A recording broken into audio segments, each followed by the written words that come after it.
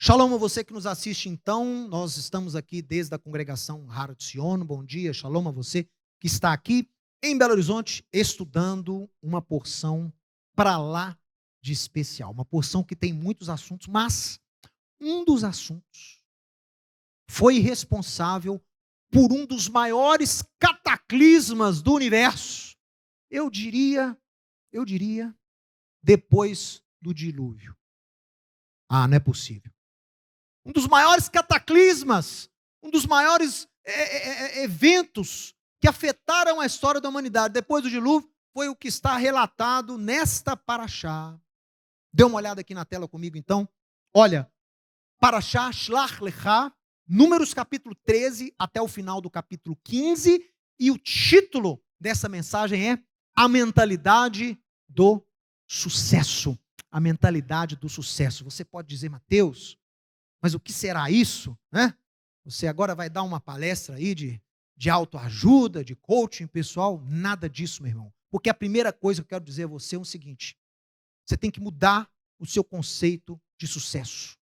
Quando eu implico aqui mentalidade de sucesso, a qual sucesso eu me refiro? A qual referência alguém é considerado um homem, uma mulher de sucesso? Na minha opinião, o sucesso vem quando você consegue andar no caminho de Deus e cumprir a sua vontade para a sua vida. Esse é o sucesso de acordo com a Bíblia. É andar no caminho de Deus, é conseguir andar no caminho de Deus mediante a sua graça e a sua aplicação, e também cumprir tudo aquilo que Ele tem para você nessa vida, nesses 70, 80, 90, quiçá 100 anos que você vai ter aqui, né? Para cumprir o seu propósito de vida, o seu propósito de nascimento. Esse é o homem de sucesso, essa é a mulher de sucesso que está no caminho. Ninguém cumpre, né? Não, você passa a vida cumprindo, lutando para cumprir aquilo que Deus te chamou. Esse é o sucesso de acordo com a Bíblia. E nós vamos ver que há uma mentalidade, há um arranjo mental daquelas pessoas que conseguem cumprir o chamado de Deus na vida delas. Se você faz um estudo das pessoas que prosperam, das pessoas servos de Deus que alcançam, que conseguem grandes feitos no reino, primeiro, são pessoas que dependem de Deus. Segundo, são pessoas humildes, que têm um coração de servo. E terceiras, são pessoas que têm um arranjo mental muito específico. São pessoas que têm uma forma de pensar muito específica. E nós queremos aprender da paraxá de hoje sobre esse arranjo mental, sobre essa mentalidade que garanta que você possa entrar, cumprir tudo aquilo que Deus tem para a sua vida. O tal do evento que eu falei aqui, que foi o quê? Foi um grande cataclismo histórico, foi o trágico relato que os espias deram para o povo de Israel, quando enviados lá por Moisés para espiar a terra.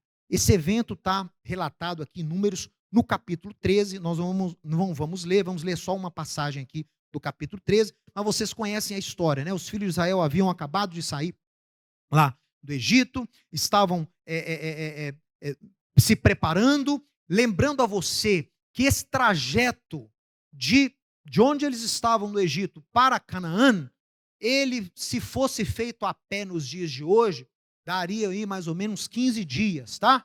15 dias, 20 dias, um mês se você andar bem devagarinho, mas com um mês você chegaria lá andando. E por causa do que aconteceu no capítulo 13, por causa desse mau relato que 10 dos 12 espias deram para o povo, Deus dá uma punição trágica e diz o quê? Para cada dia que vocês ficaram lá espiando a terra e trouxeram esse relatório maldito, para cada dia que ficaram lá, vai ser um ano peregrinando no deserto. E essa geração que murmurou, quando ouviram o relato dos espias, né? Vocês vão ver aqui agora comigo. Essa geração que murmurou, que falou o quê? Quem dera nós tivéssemos ficado lá no Egito, saímos de lá para as nossas esposas e as nossas crianças morrerem aqui nesse deserto. Deus falou então, então vocês vão morrer e quem vai herdar e entrar na terra são os filhos de vocês. Vocês falaram que iam morrer nesse deserto. Foi uma punição gravíssima. Além disso, Deus promete o quê? Deus ia destruir o povo de Israel. Se não fosse a intercessão de Moisés, no capítulo 14, o povo seria totalmente aniquilado, né? Deus então poupa ali o povo de Israel. E eu quero ler para você um pouquinho para você entender, mas que relato foi esse? Que relato foi? Por que a consequência desse pecado foi tão grave? Por que esses príncipes, né? Porque a Torá fala que foram príncipes que Moisés escolheu, um de cada tribo, para poder espiar a terra de Canaã. Por que 10 desses 12 príncipes cometeram esse erro fatal? Deram esse relatório. Vamos ler aqui um pouquinho. Olha, abra sua Bíblia então, Números capítulo 13, a partir do verso 30. Olha aqui. Eles chegaram, começaram a falar que a terra era boa, porém, é feio em hebraico, né? Porém, tem aí habitantes que são mais fortes do que nós. As cidades são ultra fortificadas. Não teremos a mínima chance de conquistar essa terra. E aí deram esse relato, e pelo contexto o povo começou a murmurar, o povo começou a se desesperar. Então Caleb, que foi um dos dois que não deram, que não entraram nesse espírito de derrota, de medo, Caleb e Josué. Caleb então toma a palavra e diz em hebraico, alô. Alô em hebraico quer dizer, opa, para, chega, eia. Caleb fez calar o povo perante Moisés e disse, eia, vamos subir e possuir a terra, porque certamente podemos prevalecer contra ela. Porém, os homens que com ele tinham subido, os outros príncipes, disseram o quê? Não podemos subir contra aquele povo, porque ele é mais forte do que nós. Essa expressão em hebraico é tão especial, porque mais forte do que nós, em hebraico, yoter hazak, mimeno, esse sufixo o, ele pode ser tanto, pode ser u ou pode ser o, mimeno ou mimeno. Não dá para saber, porque em hebraico não tem vogal, é a mesma letra, O ou U. Então, se ele falou mimeno, é do que nós. Se ele falou mimeno, é do que ele. Então, a gente não sabe, e eu acho até que eles estavam querendo dizer, na verdade, era o quê? Os habitantes dessa terra são mais fortes, mimeno, que ele. Nós não vamos conseguir, nós não temos como conquistar esse povo. Nosso Deus não é forte o suficiente. E diante dos filhos de Israel, infamaram, aqui o sentido é difamar, tá? Difamar. Infamaram a terra que haviam espiado, dizendo, olha o que eles disseram, a terra pelo qual passamos a espiar é terra que devora os seus moradores. E aí, todo o povo que vimos nela são homens de grande estatura. Também vimos ali gigantes, e éramos aos nossos próprios olhos, como gafanhotos. E assim também o éramos aos seus olhos. Isso é tão interessante.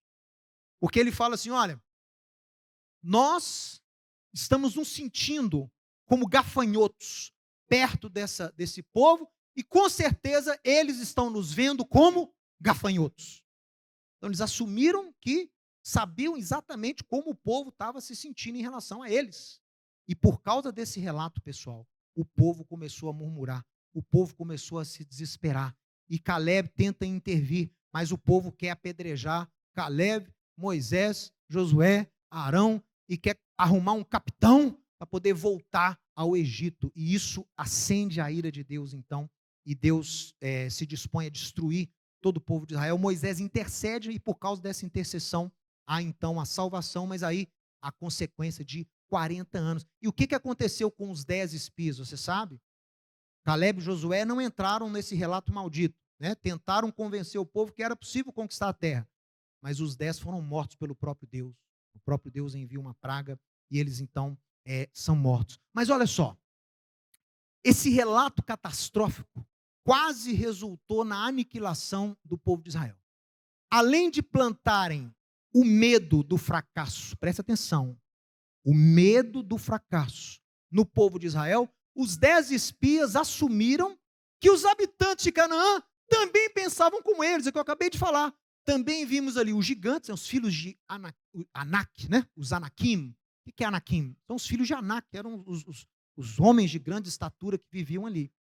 Então, também vimos ali gigantes e éramos aos seus olhos como gafanhotos, e assim também o éramos aos seus olhos. Ou seja, nós estamos nos vendo como gafanhotos e eles estão nos vendo como gafanhotos. Ou seja, não há chance nenhuma para nós. Agora, olha aqui. Você se lembra do que eles cantaram quando atravessaram o Mar Vermelho? Você se lembra que eles cantam sobre o temor dos habitantes daquela região por ouvirem as grandezas de Deus lá com as pragas do Egito? Vocês se lembram quando eles chegam, depois de 40 anos lá em Canaã, entrando por Jericó, que Josué manda o quê? Josué manda 2 espias, e eles encontram-se com quem? Onde eles vão se esconder? Uma casa de má reputação, né? Eles têm que se esconder de alguma forma num local que não iam procurá-lo, na casa de Raabe. E Raabe diz o que para eles? Eles achavam que o quê? Desde aquela época, o povo estava achando que eles eram gafanhotos. Tudo bem você se achar um gafanhoto, mas já assumir que o outro também te vê como gafanhoto, aí é demais. Olha o que Raabe diz para os 2 espias à noite, antes deles dormirem. Eles estavam escondidos lá na casa, e aí, até os rabinos falam que ela só administrava, tá? Mas aí eu não vou entrar em detalhes se ela administrava, eu não sei o que era. Mas o negócio é o seguinte: Raabe diz para os 2 espias isso aqui, ó, Josué capítulo 2. Como realmente o povo de Israel era visto pelos habitantes de Canaã. Como, na verdade, eles eram vistos. Josué capítulo 2, versos 9 a 11. E lhes disse: pensei que o Senhor vos deu essa terra, e que o pavor que infundis caiu sobre nós, e que todos os moradores da terra estão desmaiados. Olha isso, pessoal.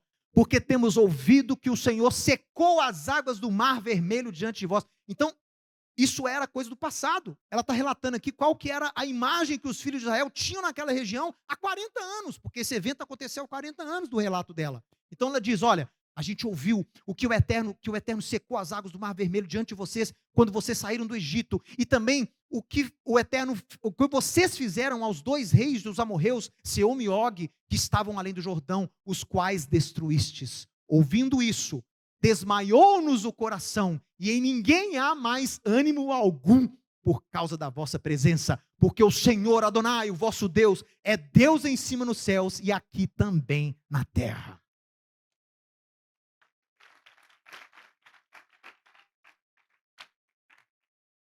Ou seja, diferente dos deuses pagãos, o Deus de vocês não é aquele Deus que se preocupa só que está lá no céu, não sabe o que está acontecendo aqui na terra. É o Deus que se envolve na vida, no dia a dia do seu povo. E ela fala: é o único Deus. Ele é Deus lá e é Deus aqui também. Ele é soberano. Ele tá no controle de tudo. E por causa dele vocês prosperaram. Olha isso que ela falou. Os rabinos falam que ela se converte a Deus nesse momento. Tá? E ela pede para os espias prometerem a ela, né? Fala: promete para mim que vocês vão poupar a mim e a minha família, né? Os meus pais, meus irmãos, minhas irmãs. E acontece isso. Eles juram ali que vão poupá-la e ela é poupada. E sabe o que acontece? Um homem da tribo de Judá chamado Salomão, e a gente aprende isso com a genealogia de Yeshua lá em Mateus, capítulo 1. Casa-se com Raabe. E tem Boaz. E quem era Boaz? Bisavô de Davi. Então essa Raabe, ela aparece na linhagem do Messias. Olha só a dádiva, o presente que Deus deu para essa mulher, né? A mulher estrangeira, a mulher que era envolvida lá com coisas totalmente ilícitas, se arrepende, se converte ao Deus de Israel, ajuda, participa na restauração, na herança de Israel, e Deus dá parte dessa herança para ela. Ela vira o quê? Matriarca, ela é uma espécie de matriarca, uma mulher que faz parte tanto é que o nome dela está na genealogia de Mateus. Coisa impressionante. Como o nosso Deus confunde os sábios, né? Ele vai por caminhos que a gente não compreende. Mas olha, então você vê que os espias acharam que o povo estava com medo deles. Achavam que o povo estava vendo-os como gafanhotos. Mas a verdade era o contrário, né? O povo estava morrendo de medo. Então, se eles tivessem subido naquela época, eles teriam vitória. Primeiro, porque era a vontade de Deus. Deus estaria com eles. Segundo, porque já havia o terror naquele povo lá em relação aos israelitas. Eles teriam vitória certa. Mas acontece isso aqui, claro, dentro da vontade divina, da soberania divina. E aí Deus tem então que mudar, alterar todo o plano de redenção de Israel e também redenção do mundo. Mas a pergunta que fica é o seguinte, que é o tema da nossa palavra. Esses homens, que não eram pessoas quaisquer do povo de Israel, eram líderes, eram príncipes, cabeças. Roshei Bnei Israel, cabeças do povo de Israel, líderes, príncipes, pessoas instruídas, pessoas de renome. Por que eles se esqueceram tão rapidamente assim do Mar Vermelho se abrindo? Por que eles esqueceram tão rapidamente do Deus que os livrou daquelas últimas pragas lá no Egito e deram esse relatório catastrófico? E por que dentre os 12, 2 não seguiram a mesma linha e tiveram um relato contrário, né? Por que havia nesses dois um espírito diferente? A Torá fala que estava em Caleb um outro espírito. Mas que espírito é esse? O que levou Caleb a estar nesse outro espírito, a não concordar com a maioria, a ter uma percepção da realidade diferente dos outros 10 e diferente de todo o povo de Israel? Então isso é que eu quero analisar com você agora. Por quê? Porque isso tem que ser aplicado nos nossos dias. Sabe por quê, meu irmão, minha irmã? Você e eu, nós temos que ter essa mentalidade, esse espírito de Caleb, de Josué. Nós temos que ter essa forma de pensar. Porque nós vivemos em situação parecida. Nós temos algo a cumprir nessa terra, nós temos uma missão a cumprir nessa terra. E nós vamos nos deparar com dificuldades, vamos nos deparar com tribulações. Vamos tentar entender a mente de Caleb, a mente de Josué, essa forma de pensar que levou-os ao sucesso na sua decisão. E Josué, posteriormente, quando conquista a terra, ele está colhendo esses frutos que ele plantou aqui. Graças a esses dois também, e a Moisés, Deus não destrói o povo. Como que os espias enviados por Moisés puderam cometer tamanho erro? Por que apenas Josué e Caleb tiveram uma atitude diferente? Bom, aí eu quero propor para você algo. Que a forma de pensar, o seu arranjo mental, a sua mentalidade, a sua forma de enxergar a realidade, tem muito a ver com o seu sucesso no reino de Deus. Eu não estou falando aqui do sucesso aos olhos do mundo. Estou falando do sucesso aos olhos de Deus. Sua forma de encarar a realidade, sua forma de lidar com as adversidades, a forma como a sua mente processa isso, tem muita coisa a ver com o seu sucesso no reino. E nós vamos ver isso aqui exatamente no povo de Israel versus Josué e Caleb. Olha só que interessante. O espírito e a mentalidade dos espias de Judá e Efraim. Quem era o espia de Judá? Quem era o espia da tribo de Judá? Caleb. Quem era o espia da tribo de Efraim? Josué. Então, o espírito, a mentalidade desses dois espias eram diferentes dos outros. Há pessoas que apreciam desafios e têm coragem para enfrentar os desafios, enquanto outras pessoas evitam dificuldades porque temem o fracasso a todo momento. Há uma obra muito interessante que eu recomendo, da professora, pesquisadora e psicóloga Carol Dweck. A Carol, ela é professora de psicologia na Universidade de Stanford, na Califórnia. E ela escreveu um livro, muito ali na linha, talvez, do Viktor Frankl, que eu gosto muito, da logoterapia, mas ela escreveu um livro que é um best-seller, tem em português, chama Mindset. Mentalidade, Mindset. A nova psicologia do sucesso. E ela vai estudar casos e vai estudar a mentalidade, a forma de pensar de pessoas que obtêm sucesso, que prosperam, e pessoas que não prosperam. E ela faz um teste com, por exemplo, com crianças. Ela menciona isso no trabalho dela. E ela dá para aquelas crianças ali um quebra-cabeça, por exemplo. Vários tipos de quebra-cabeça, com vários níveis de dificuldade. E ela observou que havia crianças que não desistiam, que à medida que elas iam resolvendo e os problemas iam ficando mais difíceis, elas perseveravam. E outras crianças ficavam muito ansiosas quando o nível de dificuldade aumentava e acabavam desistindo. Então, isso são vários experimentos que ela fez, mas o que ela atesta nesse livro? Segundo essa psicóloga Carol Dweck, essa diferença de atitude dessas crianças, um que gosta do desafio e persevera, o outro que abandona frente à dificuldade, ela existe porque há o quê? Há uma forma de pensar específica que lidera a ação que você tem frente ao problema. É a forma de pensar da criança que era diferente. Uma tinha uma forma de pensar, a outra tinha outra forma de pensar. E ela agrupou esses dois grupos na seguinte forma, Quem tem a mentalidade fixa, o que ela chamou de Fixed mindset. O que é a mentalidade, a forma de pensar fixa? É o sujeito que pensa assim, ó, olha aqui. Tem habilidades e talentos que são recebidos no nascimento e eles são inalteráveis. Ou você nasceu inteligente ou não. Ou você nasceu para dar certo com habilidades em certas áreas, ou não nasceu. E não tem como alterar isso. Ou nascemos com algum dom, ou não. Essas pessoas evitam desafios porque temem o fracasso e a exposição da sua incapacidade. Olha que interessante. A pessoa que acredita muito nessa coisa do que você nasce com talento, nasce com dom, nasce com uma aptidão, claro que há pessoas que têm inclinações naturais para certas áreas, mas o jeito que acha que ou você tem ou não tem, são as pessoas que mais abandonam carreiras, missões, profissões, chamados quando entra a dificuldade. Por quê? Porque ela pensa assim, eu sou incapaz, eu não nasci para, eu não consigo. Eu não nasci inteligente. Eu não nasci bom em matemática. Eu nunca fui bom em tal área. Eu não nasci com isso, olha só. Não fui agraciado com isso. Então, essas pessoas dizem por quê? Porque elas têm medo de expor o fracasso. Chega um desafio, ela recua. Por quê? E se eu fracassar? Todos vão ver que eu sou incapaz. Né?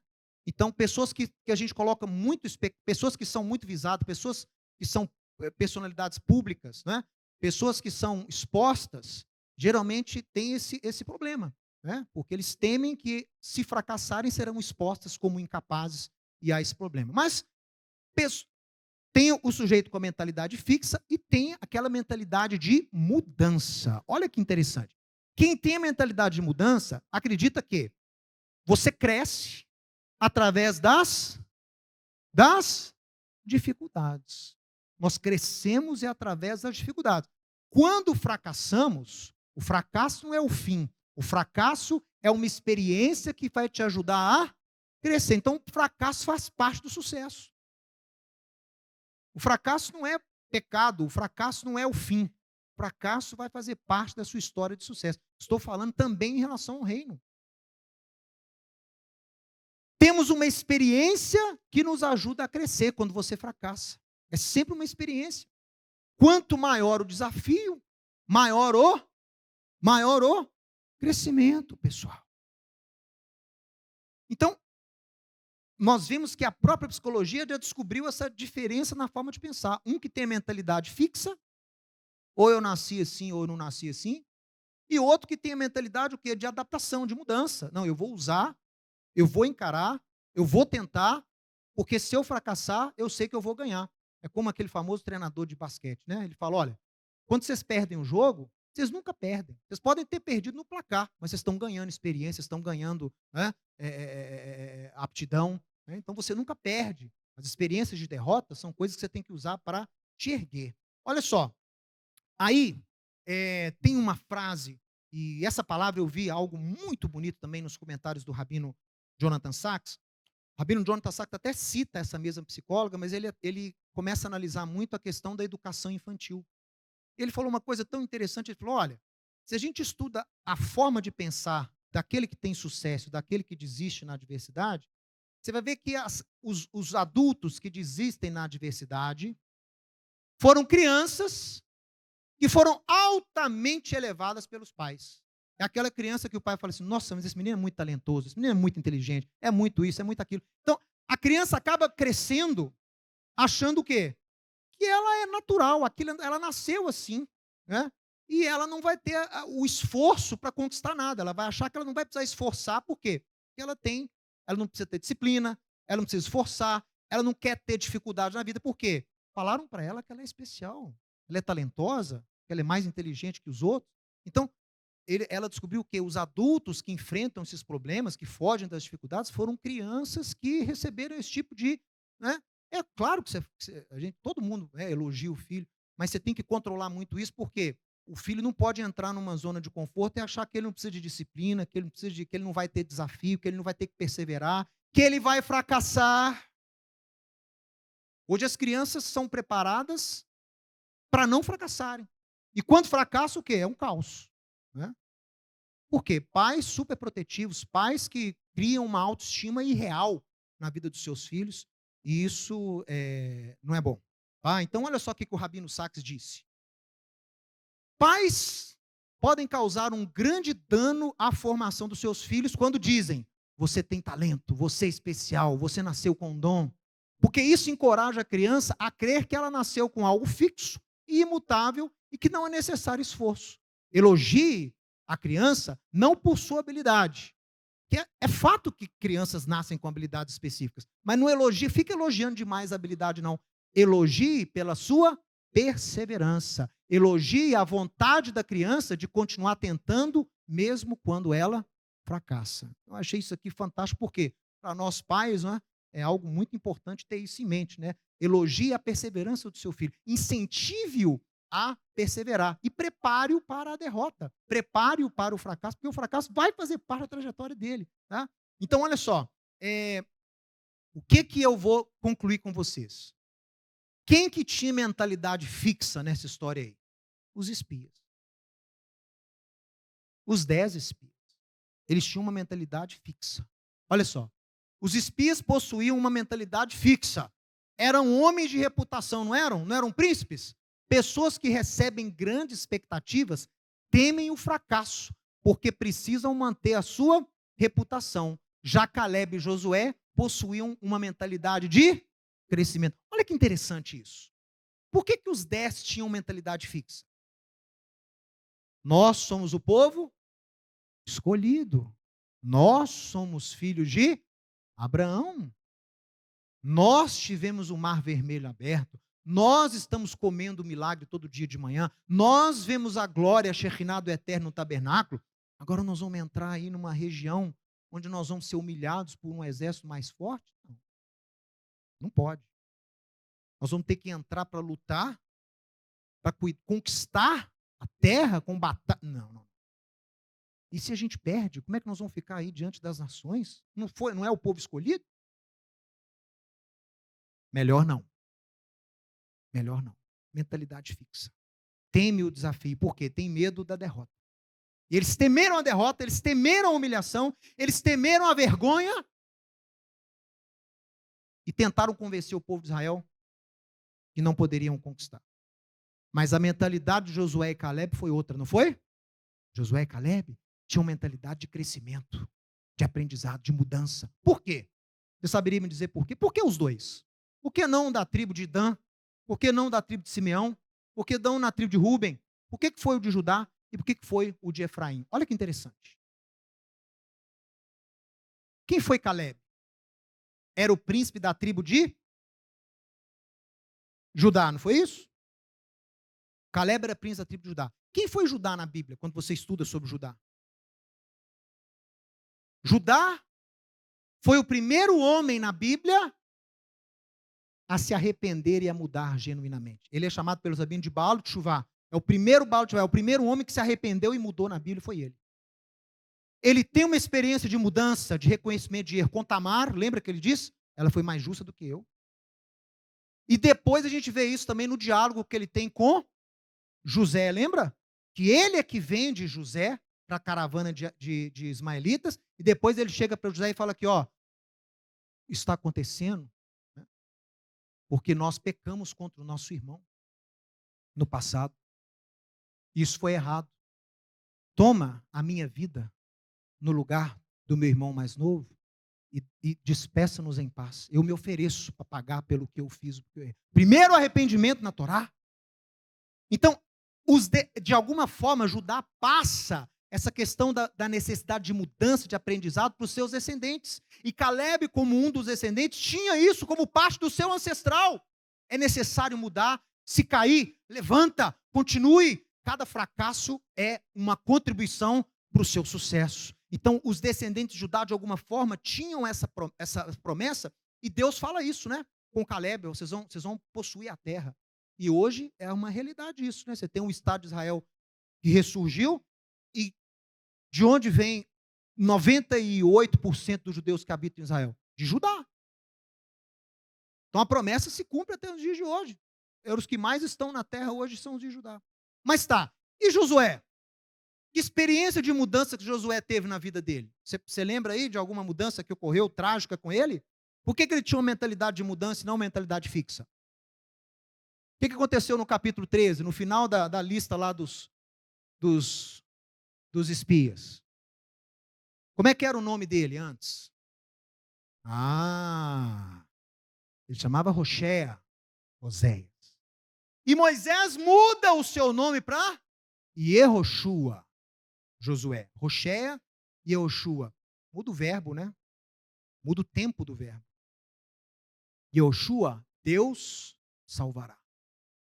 Que é o mesmo nome de Yeshua, né? É o mesmo nome. Gente, na Torá, mudança de nome quer dizer o quê?